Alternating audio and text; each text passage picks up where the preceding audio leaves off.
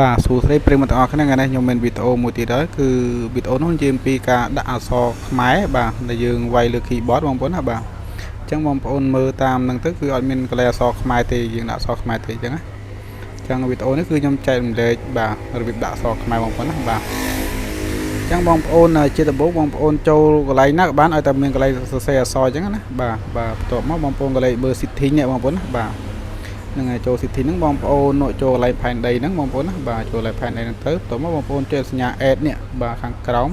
ន្ទាប់មកបងប្អូនចង់ដាក់ភាសាគេបងប្អូនដាក់ភាសាហ្នឹងទៅបងប្អូនណាបាទនេះដាក់អក្សរខ្មែរយ៉ាងទៅបងប្អូនណាបាទ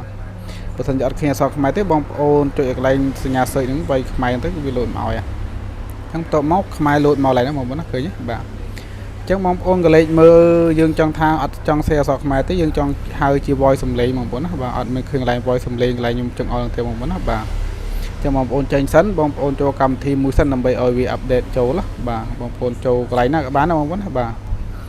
យើងចូលកន្លែងហ្នឹងក៏បានខ្ញុំឧទាហរណ៍ឲ្យបងប្អូនមើលជាក់ស្ដែងបាទ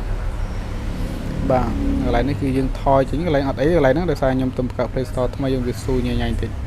បងប្អូនយើង search កន្លែងហ្នឹងទៅបាទ search នោះបាទបន្ទាប់មកចេញអក្សរខ្មែរបងប្អូនណាបាទនោះជួយកន្លែងក្បាលក្រងទៅបន្ទាប់មកបងប្អូនចុច allow បងប្អូនណាចុច allow ហ្នឹងទៅចុចក្រោមបងប្អូនបើ site យើងអាច voice សំឡេងបានទេអញ្ចឹងបងប្អូនណាវាលោត voice សំឡេងបានឃើញកន្លែងហ្នឹងណាបាទអញ្ចឹងបងប្អូនសាកតេស្តមើលទៅបងប្អូនណាបាទអញ្ចឹងបងប្អូនហៅសអីក៏បានដែរបងប្អូនបាទអញ្ចឹងយើងហៅទៅបាទចេញទេបងប្អូនណាបាទអញ្ចឹងបងប្អូនសាកតេស្តមើលមួយទៀតទៅញ៉ាំបាយហើយទៅនៅបាទឃើញទេបងប្អូនណាបាទហ្នឹងហើយអញ្ចឹងខ្ញុំតេស្តឲ្យបងប្អូនប៉ុណ្ណឹងបងប្អូនយល់មកណាបាទអញ្ចឹងខ្ញុំបញ្យល់បងប្អូនម្ដងទៀតបងប្អូនចូលទៅកន្លែងសេអក្សរអីមួយបងប្អូនណាបាទចូលចឹងទៅតមកបងប្អូនចុចកន្លែងនេះបាទកន្លែងសេអក្សរ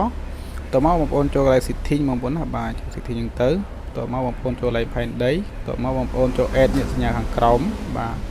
តមកបងប្អូនចុច search នេះក៏បានដែរបើសិនជាភាសាបងប្អូនរត់ឃើញយើង search ឡើងហ្នឹងទៅបងប្អូនណាបាទអូខេអញ្ចឹងជាចុងក្រោយសូមបងប្អូនចុច like និង follow page ខ្ញុំមួយទៅដើម្បីទទួលបានវីដេអូនៅពេលក្រោយទៀតបងប្អូនសូមអរគុណសូមជម្រាបលា